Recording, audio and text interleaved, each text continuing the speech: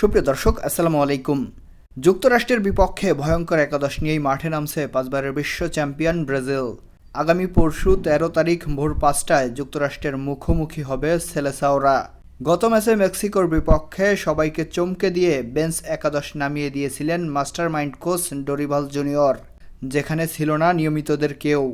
Vini Rodrigo থেকে শুরু করে Raphinha, Bruno Guimaraes, Lucas Paqueta, Marquinhos, Gabriel Magalhaes ও দানিলোর মতো ফুটবলারদেরকে বসিয়ে রেখেই সাহস দেখিয়েছিলেন কোচ ডরিভাল। যদিও এর কারণও রয়েছে। কোপা আমেরিকা মিশন শুরু করার আগে হয়তো স্কোয়াডের সবাইকে বাজিয়ে দেখলেন ব্রাজিল বস। এই ম্যাচ অবশ্য ব্রাজিল একেবারে খারাপও খেলেনি, মাঠ ছেড়েছে জয় নিয়েই। আন্দ্রেস পেরেইরা ও গ্যাব্রিয়েল মার্টিনেল্লিরা তো ছিলেন দুর্দান্ত, সাথে এনরিকের ম্যাজিক তো সবাই দেখেছেন। যাই হোক, যুক্তরাষ্ট্রের বিপক্ষে আর ঝুঁকি নেবেন না কোচ ডরিভাল। নিজেদের শক্তিশালী একাদশ নিয়েই মাঠে নামবে ব্রাজিল এবং জয়ের ধারা অব্যাহত রেখেই কোপা শুরু করবে কোচ ডরিভাল বাহিনী। প্রিয় দর্শক, চলুন দেখে নেই যুক্তরাষ্ট্রের বিপক্ষে কেমন হবে ব্রাজিলের শুরুর একাদশ।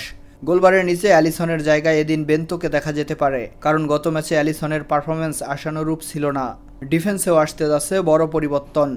এডার মিলিতাও ছাড়া থাকছেন না গত ম্যাচে শুরুর একাদশের কেউ। মিলিতাওয়ের সাথে আসতে পারে মার্কুইনহোস। ইয়ান কৌতো ও আরানার জায়গায় আসবেন রাইট ব্যাক দানিলো ও লেফট ব্যাক ওয়েন্ডেল। মিডফিল্ডেও আসবে পরিবর্তন। গত ম্যাচের আন্দ্রেস পেরেইরার সাথে আসবেন লুকাস পাকুয়েতা ও ব্রুনো গুইমারেস। ব্যাকআপ হিসেবে থাকবেন ডগলাস লুইস ও অ্যাডারসন। আক্রমণ ভাগেও আসবে বেশ পরিবর্তন।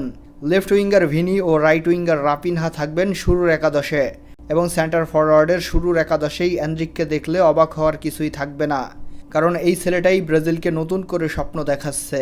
প্রিয় দর্শক, ব্রাজিল ভার্সেস যুক্তরাষ্ট্র ম্যাচটির ফলাফল কেমন হতে পারে বলে আপনি মনে করছেন? আপনার গুরুত্বপূর্ণ মতামত অবশ্যই আমাদেরকে কমেন্টের মাধ্যমে জানিয়ে দিন।